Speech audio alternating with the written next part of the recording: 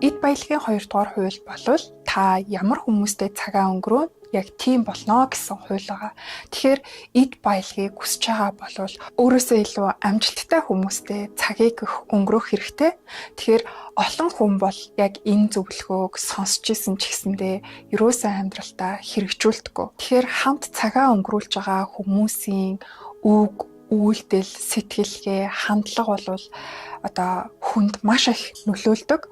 Нэгсэндээ хүн хамт байгаа хүмүүсийгээ ухамсаргүйгээр тэр үг, үйлдэл, бодол, сэтгэлгээг нь далд ухамсартай хуулж авч байдаг. Ганцхан эд баялаг дээр ч биш. Амьдралын бүхий л талбарт яг адилхан нөлөөлж идэм байна. Жишээлбэл хичээлээ сайн хийдэг, ном их уншдаг оюутнуудын дунд сурж байгаа оюутан болвол яг л хичээлээ сайн хийх хандлагатай байдаг. Харин хичээл номоо төдийлөн тоодгүй, хийдгүй, уншдаггүй ийм оюутнуудтай хамт сурч байгаа хүн болвол хичээл номоо бол бас ийм хаягдуулах магадaltaй. Гэр бүлийн амьдралд хэрвээ найз нөхд нь байнгын гэр бүлийн хүнтэйгээ маргадаг, асуудалтай, нийлээд нөхрөө ч юм уу эхнэрээ муулж ярьдаг болвол тэр хүний ч гэсэн гэр бүлийн амьдрал бас ийм асуудалтай болох магадaltaй.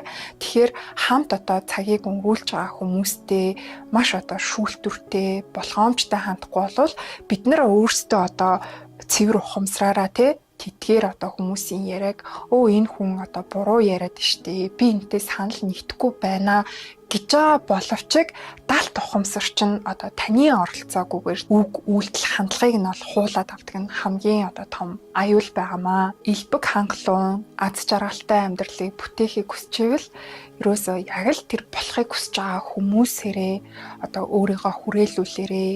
Тэгэхээр өнөөдөр би яаж өөрөөсөө амжилттай хүнтэй найзлах юм бэ? Бараг боломжгүй юм шүү дээ. Манай сургууль, манай ажил дээр ийм мундаг амжилттай яваа. Миний эргэн тойронд ер нь тийм хүмүүс байхгүй байхад би яг яаж тэдгэр хүмүүстэй найзлах юм бэ гэж битгий гайхаарай.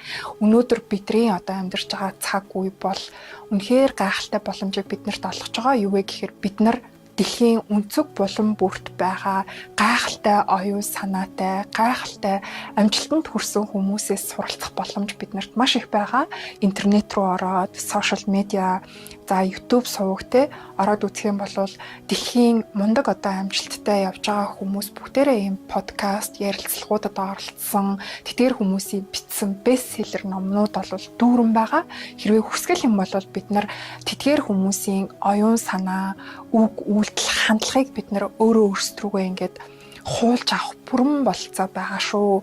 Тэгэхээр заавал физикли боддороо нүүр тулж уулзаал цагийг өнгөрөөхгүйгээр та өнөөдөр уцаач гэсэн ухаалгаар ашиглах юм боломжтой байхгүй. Тэгээд өөрийнхөө сошиал медиа дээр яг хэнийг дагаад ийн вэ? Таны сошиал медиагийн фид дээр яг хэн бэ?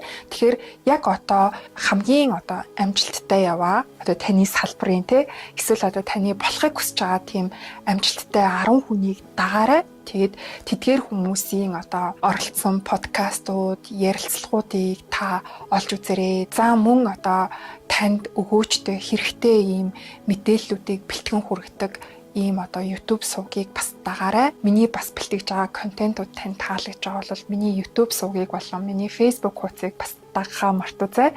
Дараагийнхаа видео контентээр би та бүхэндээ бас маш хэрэгтэй мэдээллүүдийг хүргэх болно. Тэгэхээр ихэнх хүмүүс бол найз нөхдөө солих дургу тэрийгээ би найз нартай үнэнч гэж бодоод идэг. Ямар амьдралыг бүтээхийг хүсэж байна. Юусоо яг тэр хүмүүстэйгээ л цагаа өнгөрүүлэх хэрэгтэй.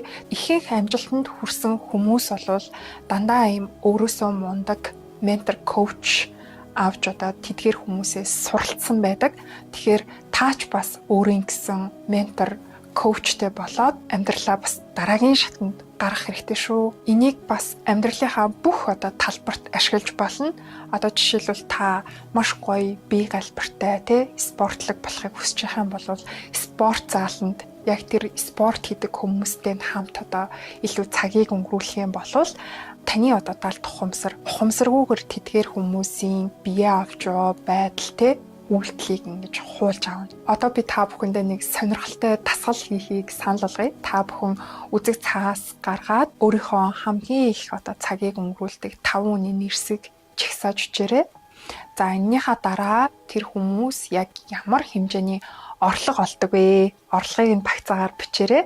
За ингээд энэ 5 хүний дунд чинь таны орлого байдгаа гэсэн үг. За тэгэхээр эндээс та өөрийнхөө хэр их орлого олдгийг мэдэж болохоор байгаа. Хүмүүс өмнөх ажлаа сайн хийвэл эсвэл илүү их хөдөлмөрлөх юм бол хангалттай их орлого олно гэж боддог. Гэхдээ хүн хизээж хүрээллээсээ давж сэтгэж хүрээллээсээ давсан орлогыг бий болгож чаддаггүй. Тэгэхээр энэ дээр маш анхааралтай хандаарай. Эд баялагын дараагийн хуйлуудтай танилцахыг хүсвэл миний YouTube суваг болон миний Facebook хуудсыг дагаарай. Анхаарал тавьсан та бүхэндээ баярлалаа.